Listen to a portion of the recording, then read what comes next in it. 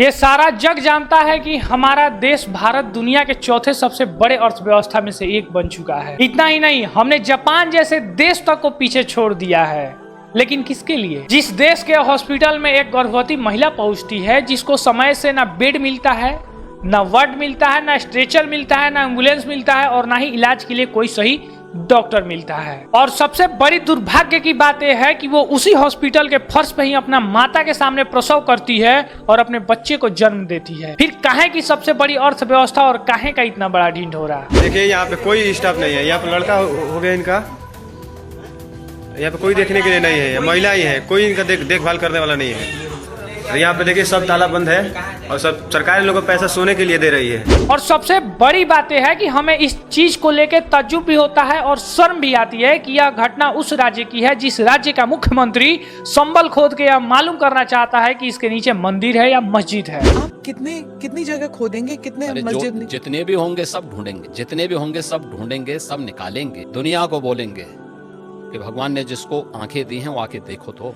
जिस राज्य में गरीबी बेतहाशा है, बेरोजगारी कूट कूट के भरी है, अर्थव्यवस्था निचले स्तर तक गिर गया है, वहां का मुख्यमंत्री यह खोद के जानना चाहता है कि इसके नीचे मंदिर है या मस्जिद है।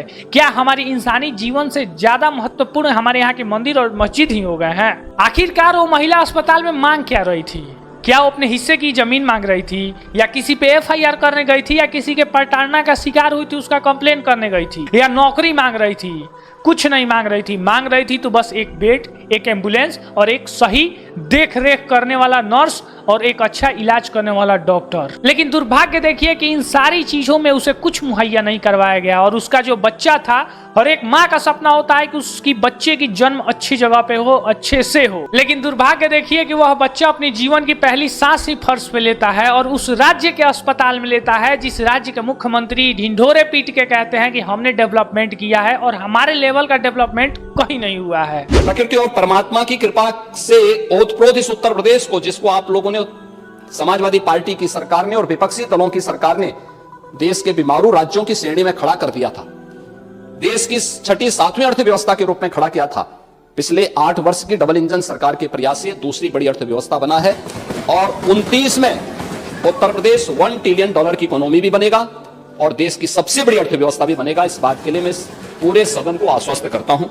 शर्म आती है इन सब चीजों पे। बाकी आपका इसके बारे में क्या ख्याल है हमें कमेंट सेक्शन में बता सकते हैं। अगर आप हमें फेसबुक से देख रहे हैं तो हमें जरूर फॉलो कीजिएगा, और अगर आप हमें यूट्यूब चैनल से देख रहे हैं तो हमें सब्सक्राइब कीजिएगा, बेल आइकन को दबाइएगा। अगर वीडियो नहीं अच्छा लगा होगा तो डिसलाइक कीजिएगा। मैं मिलता हूं फिर एक नए वीडियो के साथ, तब तक के लिए जय हिंद, जय श्री राम।